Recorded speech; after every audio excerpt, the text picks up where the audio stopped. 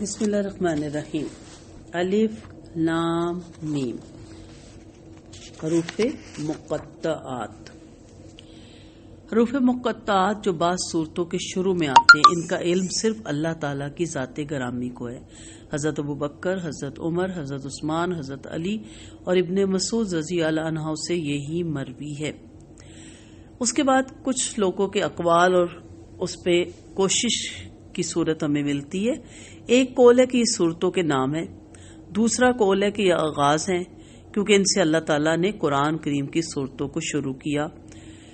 امام مجاہد سے روایت ہے کہ تمام صورتوں کے شروع میں یہ جو حروف آتے ہیں یہ ان صورتوں کا آغاز ہے۔ بعض علماء مفسرین ان کو ان صورتوں کے نام مانتے ہیں، بعض اسماء الہی مانتے ہیں جن کو تبرکن شروع میں لایا گیا، بعض اسماء الہی کے اجزاء مانتے ہیں، کچھ کہتے ہیں قرآن مجید کے اسماء ہے، کچھ کہتے ہیں عربوں کی بات کرنے کا طریقہ ہے، بعض کہتے ہیں ان سے کلام کے منقطع ہونے اور دوسرے کلام کے شروع ہونے پہ تنبیہ مقصود ہوا کرتی ہے۔ تو رائے اور قول بہت سے ہو سکتے ہیں، لیکن میں نے شروع میں آپ کو بتا دیا کہ اس کے بارے میں کوئی حتمی رائے نہیں ہے۔ قطعی فیصلہ یہ ہے کہ وہ قرآن مجید کے متشابہات میں سے ہیں اور ان کے مخفی رموز اور اسرار میں سے ہیں، یعنی اس کے راز اور اسرار آج تک پتہ نہیں چلے۔ ہمارا ایمان ہے، ہمارا یقین ہے کہ نبی کریم صلی اللہ علیہ وسلم کا فرمان پہ کہ آپ نے فرمایا کہ الف لام میم 3 حروف ہیں اور ایک حرف کے پڑھنے پہ 10 نیکیوں کا اجر ملتا ہے۔ تو حروف مقطعات قطع کر کے پڑھنے والے، علیحدہ علیحدہ کر کے پڑھنے والے حروف ہیں، اسے ہم علم کر کے نہیں پڑھ سکتے، یہ حروف ہمیشہ علیحدہ علیحدہ پڑھے جائیں گے۔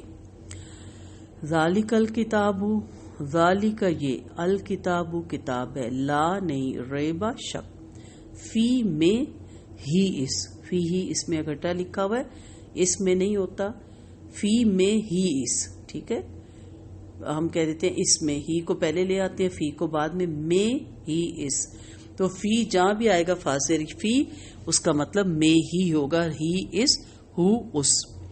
ہدن ہدایت ہے، للمتقین پرہیزگاروں کے لیے۔ ذالکہ صیغہ تو ہوتا ہے وہ کے لیے، یا ادھر جس اپنی طرف اشارہ ہم کریں قریب کی چیز کے لیے تو ہم کہتے ہیں ہاذا، اور دور کے لیے کہتے ہیں ذالکہ۔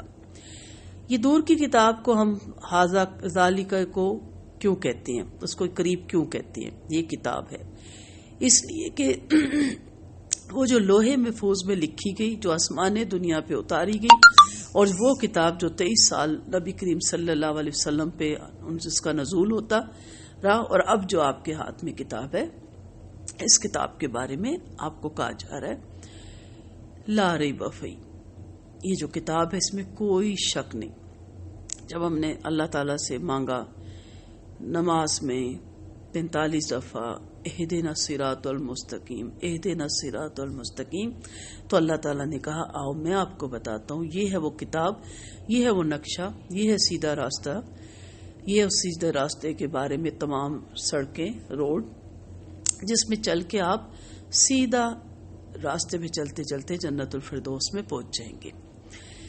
مشرکین مکہ کے 2 اعتراضات تھے۔ پہلی چیز اللہ کی طرف سے آنے میں انہیں شک تھا، دوسرا کہ محمد صلی اللہ علیہ وسلم نے خود اسے تصنیف کیا ہے اس کتاب کو۔ تو یہاں کہا گیا کہ لا ریب فی، ریب ایسا شک جو بے چینی پیدا کرے، تردد پیدا کرے، کہ اس میں اس قسم کا شک مت پیدا کریں۔ آپ دیکھیں منکر حدیث بھی آ گئے ہیں دوبارہ سے، ایسے فرقے جو آپ کو بے چین کر دیتے ہیں۔ شک کی 2 صورتیں ہو سکتی ہیں نا، یا تو نعوذ باللہ کلام میں غلطی کوئی ہو، اور دوسرا سمجھنے والے کی فہم میں غلطی ہو۔ اب ہماری فہم میں غلطی ہو سکتی ہے، نعوذ باللہ قرآن میں کلام میں غلطی نہیں ہو سکتی۔ اس کی مثال کو آپ ایسے سمجھ سکتے ہیں کہ آپ دودھ لیتی ہیں، دودھ کا برتن آپ بالکل علیحدہ رکھتی ہیں باقی برتنوں سے، اس کو صاف ستھرا بھی رکھتی ہیں۔ اب دودھ والا دودھ ڈال کے جاتا ہے تو دودھ پھٹ جاتا ہے، اسی سیکٹرز میں، اسی سٹریٹ میں باقیوں کا نہیں پھٹتا۔ جب وہ دوسرے دن آتا تو آپ کہتے ہیں دودھ پھٹ گیا، وہ کہتا ہے باقیوں سے میں پوچھتا ہوں، کہتے ہیں نہیں ہمارا نہیں پھٹا، تو پھر وہ کیا کہتے ہیں کہ آپ کا برتن صاف نہیں تھا۔ اب برتن صاف نہ ہو تو دودھ والے کا کوئی قصور نہیں ہوتا، ہمارے برتن کے میلے پن نے، گندے پن نے اس دودھ کو پھاڑ دیا۔ اسی طرح ہماری نیت اگر صاف نہیں، اگر ہمارے دل میں وہم اور وسوسے ہیں، شک ہے، تو پھر قرآن کے احکامات اور نبی کی سنتیں ہماری سمجھ میں نہیں آئیں گی. اس لیے اپنے دل کے برتن کو صاف کریں، اس میں سے پہلے تمام تعصب، اپنی پہلی تمام سوچیں، اپنی پہلی تمام عقل، اپنا سب کچھ نکالیں اور اس کو پھر سمجھیں جس طرح اللہ اور اس کے رسول نے سمجھانے کی کوشش کی. یہ بہت بڑا دعویٰ ہے. دنیا کا کوئی سائنسدان، کوئی دانشور، کوئی فلاسفر اپنی کسی بھی کتاب کے متعلق یہ دعویٰ نہیں کر سکتا کہ اس نے جو کچھ لکھا ہے وہ شک و شبے سے بالا تر ہے. آپ دیکھیں کتاب کے آخر میں لکھا ہوتا ہے کہ غلطی کا احتمال ہے، اگر آپ کو کوئی غلطی نظر آئے تو ہمیں ضرور بتائیے گا. ٹھیک ہے، لیکن قرآن کے بارے میں نعوذ باللہ اللہ نے یہ نہیں کہا کہ اس میں کمی بیشی ہو سکتی ہے. اگر آپ کو کوئی کمی بیشی نظر ہوئی تو نعوذ باللہ مجھے ضرور بتائیے گا. ٹھیک ہے، تو اس کتاب میں کسی قسم کا بھی شک نہیں، یقین ہونا چاہیے، ایمان ہونا چاہیے کہ اللہ کی طرف سے بھیجا ہوا کلام ہے، اور اس کو سمجھنے کے لیے ہم نے اپنے اندر کے جو ہمارے خود کے کلام ہیں ان کو باہر نکالنا ہے. ہدن یہ ہدایت ہے. ہدایت کے دو معنی ہیں. ایک معنی راستہ دکھانا ہے، اس لحاظ سے تو قرآن تمام لوگوں کے لیے ہدایت ہے.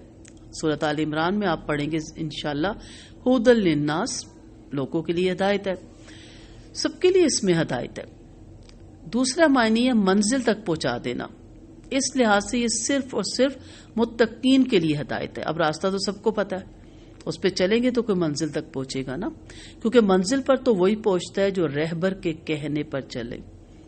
اب دیکھیں ایک ہی سمندر تھا، موسیٰ علیہ السلام لے کے نکلتے ہیں ساروں کو، تو سمندر پھٹ جاتا ہے اور راستہ دے دیتا ہے، اور آپ اپنی قوم کو پار چڑھا دیتے ہیں، اور اسی راستے پہ فرعون نکلتا ہے اپنی قوم کو لے کے، اور جب درمیان میں پہنچتا ہے تو پانی مل جاتا ہے تو وہ غرق ہو جاتا ہے. منزل بھی ایک تھی، راستہ بھی ایک تھا، لیکن ایک منزل پہ پہنچ گیا اور ایک راستے میں ڈوب گیا. فرق کس چیز کا تھا؟ رہبر کا. سو رہبر اچھے چنے، قرآن و سنت کے مطابق عمل کرنے والے چنے. تھوڑا ان کے پاس علم ہو لیکن صاف ستھرا ان کے پاس علم ہو. شفا اسی مریض کو ہوتی ہے جو نقصان دہ چیزوں سے پرہیز کرتا ہے. رہبر آپ کو بچاتا ہے، رہبر آپ کو بتاتا ہے. اللہ تعالیٰ نے رہتی دنیا تک قرآن کو قائم و دائم صرف اسی لیے تو کیا کہ ہمیشہ اس سے ہدایت و رہنمائی لی جائے، اور اس سے ہدایت حاصل کرنے کے لیے ضروری ہے کہ اس کو سمجھ کے پڑھا جائے، خواہ کسی ترجمے سے ہو. لہذا معنی اور مفہوم سے سمجھے بغیر تلاوت قرآن اور حفظ قرآن کا ثواب ہے، لیکن کافی نہیں ہے. فائدہ تب ہوگا جب آپ اس کا ترجمہ تفسیر سمجھیں گے. دنیا کی کوئی کتاب بغیر سمجھے نہیں پڑھی جاتی. میڈیکل کی کتاب دیکھ لیں، کوئی بھی آپ رسالہ اٹھا لیں، بڑے غور سے بڑا سمجھ کے ہم پڑھتے، نہ سمجھ آئے تو پوچھتے ہیں. لیکن یہ نامناسب رویہ صرف قرآن کے ساتھ روا رکھا جاتا ہے. حالانکہ دنیا کا کوئی منصف اپنی کتاب میں یہ نہیں لکھتا کہ اس کتاب کو سمجھ کے پڑھا جائے. پھر بھی یہ کتابیں سمجھ کر پڑھی جاتی ہیں، خریدی بھی اسی لیے جاتی ہیں کہ ہمیں فائدہ ہوگا. لیکن قرآن، اس کو ہم نے کبھی سمجھ کے نہیں پڑھا. ہدایت ہے. ہدایت کے 3 درجے ہیں. ایک درجہ تمام نوع انسان بلکہ حیوانات کے لیے بھی عام ہے.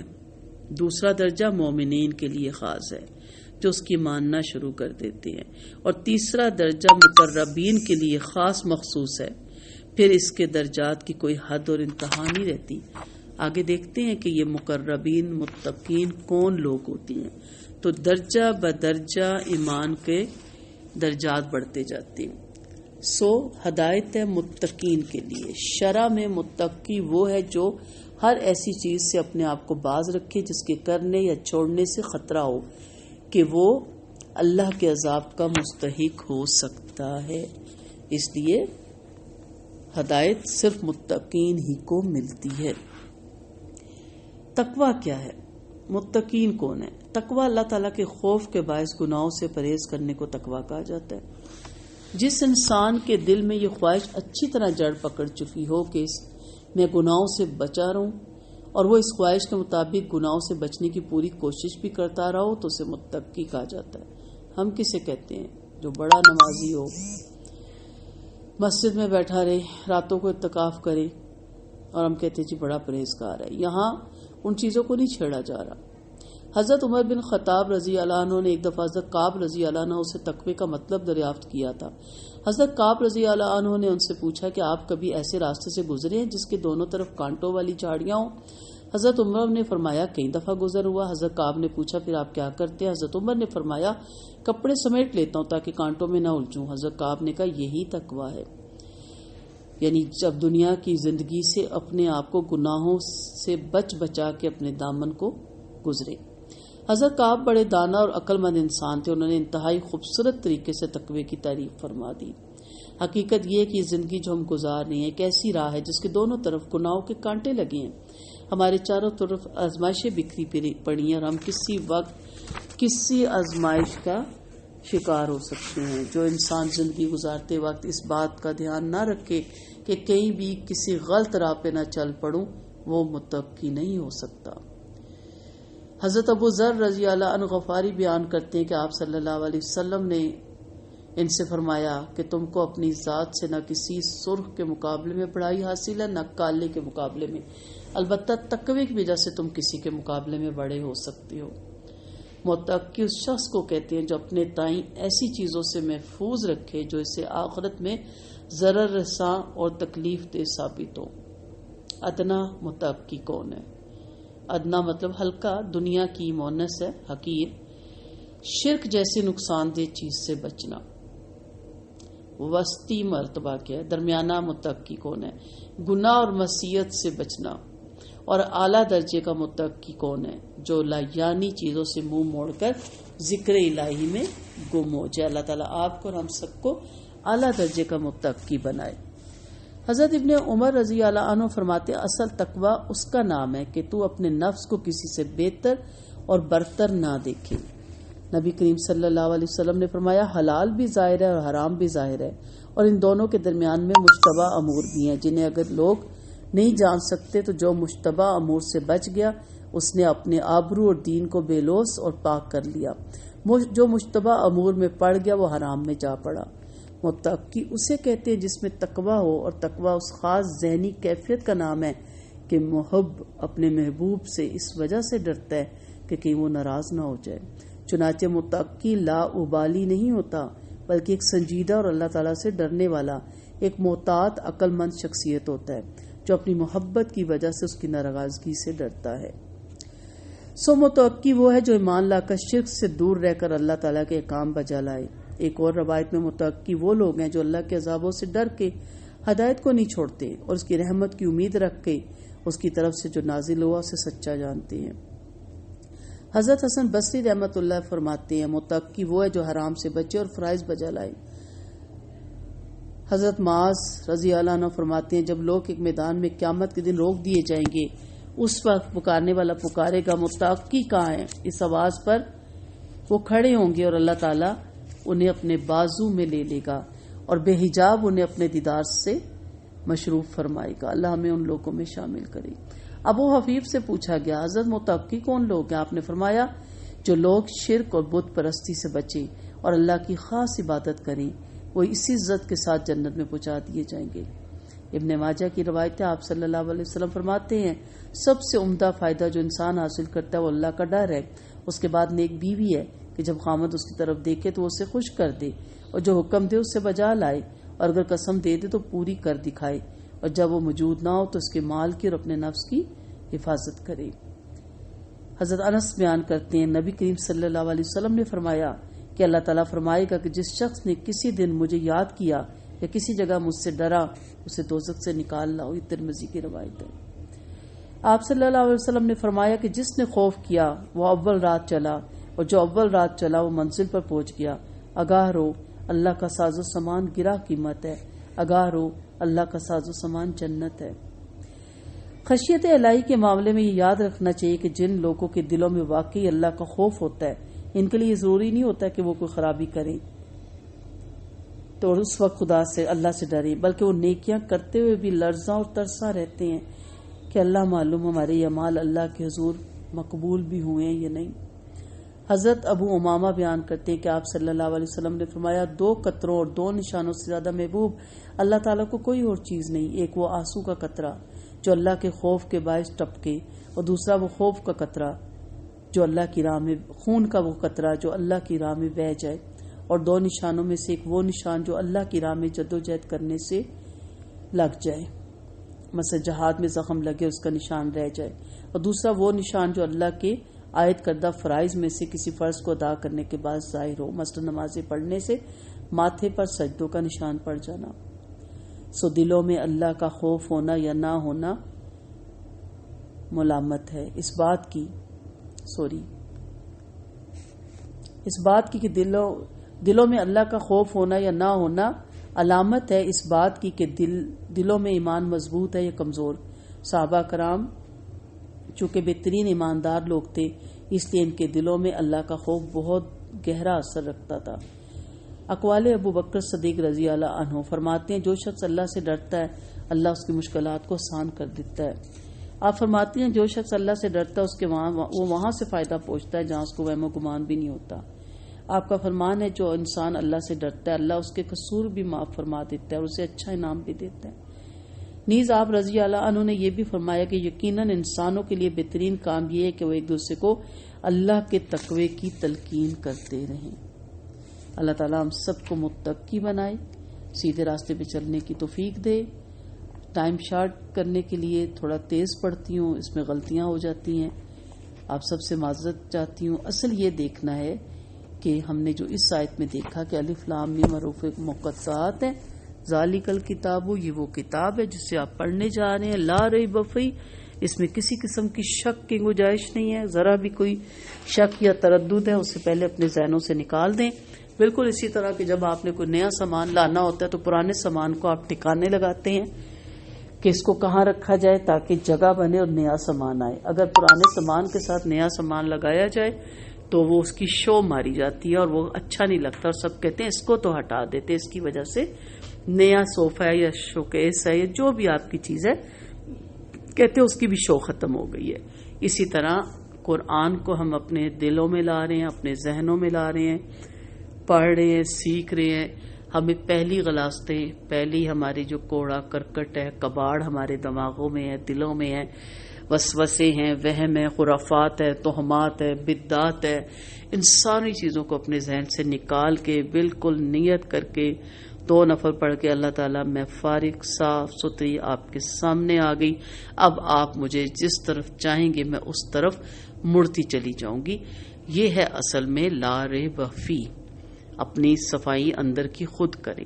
آپ کے گھر مہمان آنا ہوتا ہے، آپ پہلے گھر صاف کرتی ہیں، پھر بیڈ شیٹیں نہیں بدلتی ہیں، پھر آپ برتن نہیں نکالتی ہیں، اور پھر طرح طرح کے کھانے سوچتی ہیں مہمان کی مہمان نوازی کے لیے۔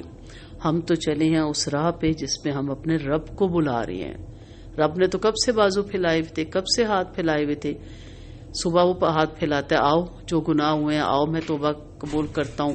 شام کو وہ بازو پھیلاتا ہے، کہتا ہے آؤ جو میں سارا دن مجھ سے گناہ کر چکے ہو میرے، آؤ میں بازو پھیلائے ہوئے ہوں۔ آج ہم اس کو انوائٹ کرنے چلے ہیں۔ تو جب ہم چلے ہیں تو پہلے دل کو صاف کریں، پرانی چادریں بدلیں، نئی چادریں بچھائیں، تقوی کی، اللہ کی محبت کی، نئی کراکری رکھیں، ٹھیک ہے، نئے سوچیں اپنے اندر اپنائیں، اور نئی کراکری کیا ہے؟ آپ کی پازیٹیو سوچیں، ٹھیک ہے، خوش رہیں، اسمائلی فیس ہو جائیں۔ آپ کے جس کے ساتھ آپ نے محبت کا اظہار کیا ہے اس کے بعد تو کسی چیز کی پھر ضرورت رہ ہی نہیں جاتی۔ دعاؤں میں یاد رکھیے گا اور متقی بننے کی کوشش کریں۔ کوئی مشکل کام نہیں ہے، کوئی ایسی الگ چیز نہیں ہے، بس جو بھی کرنے لگے اللہ کا ڈر آپ کے شامل حال رہا تو آپ متقی ہیں۔ اور جب اللہ پوچھے گا کہ یہ کام تم قدرت رکھتے کے باوجود تم نے کیوں نہیں کیا، تو آپ کہیں گے اللہ تعالیٰ آپ کے ڈر سے، آپ کی